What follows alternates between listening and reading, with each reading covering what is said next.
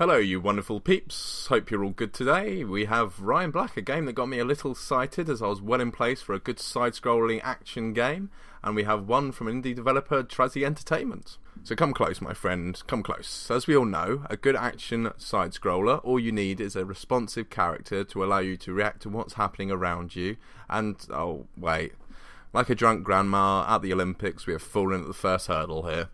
So issues that are just with the character. Turning in the game feels like a chore, it's slow. The character gets stuck and freaks out on scenery.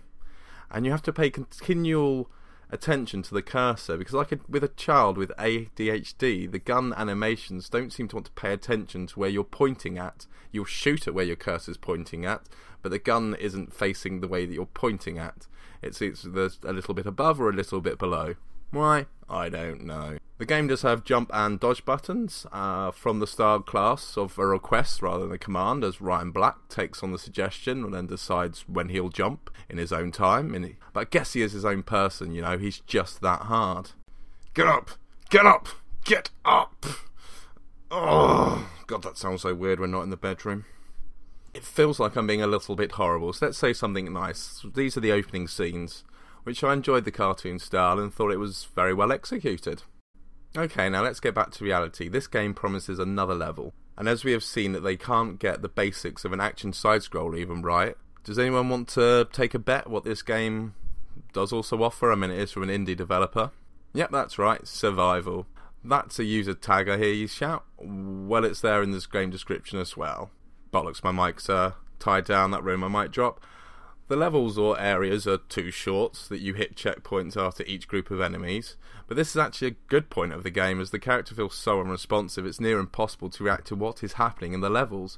I mean, especially when you consider the camera, I mean, it's not too close, but with the speed of the enemies it's just too hard to react with this character to what's going on. So all you have to do is learn the spawn points and go at the level again. But don't worry, you keep your score when you have respawned. The game also doesn't seem to have any looking up or down, which creates these unfair moments quite often. So time to talk about the guns, yeah? Well, fuck you, you're not my boss. The guns felt so unresponsive, and without bullet lines, the joy of using bigger weapons just isn't there. The feedback, the sounds, none of it makes you feel powerful. I mean, you have a knife, which I used the same amount of times that Jennifer Connelly's allowed me to have sex with her.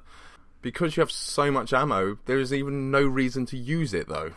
So in conclusion, the character felt so unresponsive and so unfun to use that the fact that the characters that you're killing look alright, the scenery seems to be straight photos, which actually is destroyable as well by the enemies. All these plus points just don't get to come across because of the animation frames that you're given in the character. So my advice to my people, avoid. Avoid! Avoid! But anyway, you enjoy the world.